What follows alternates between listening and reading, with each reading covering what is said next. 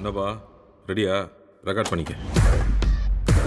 So hello guys, இன்றைக்கி பார்த்தீங்கன்னா வந்துட்டு நம்ம கூலி படம் வந்து பயங்கரமான சம்பவம் பண்ணிட்டு வருது. அந்த வரிசையில் பார்த்தீங்கன்னா நம்ம புக் மை ஷோவில் வந்து 9 லட்சம் மேலே டிக்கெட்ஸ் வந்து சோல்ட் ஆகிருக்கு. அண்ட் நம்ம டிக்கெட்ஸ்னால 5 லட்சம் மேலே வந்து டிக்கெட் சோல்ட் ஆகிருக்கு.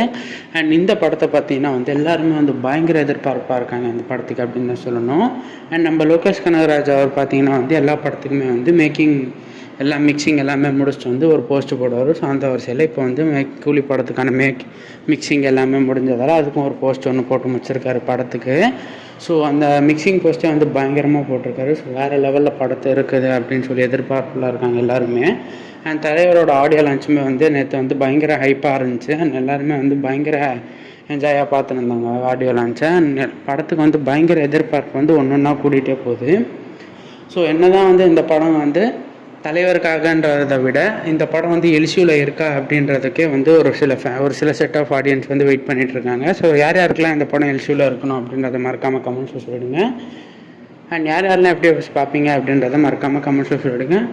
ஸோ சினிமா சம்மந்தப்பட்ட நியூஸ்லாம் உடனே தெரிஞ்சுக்கணும்னு நினச்சிங்கன்னா நம்ம சேனலை சப்ஸ்கிரைப் பண்ணி வச்சுக்கோங்க. நன்றி நண்பா.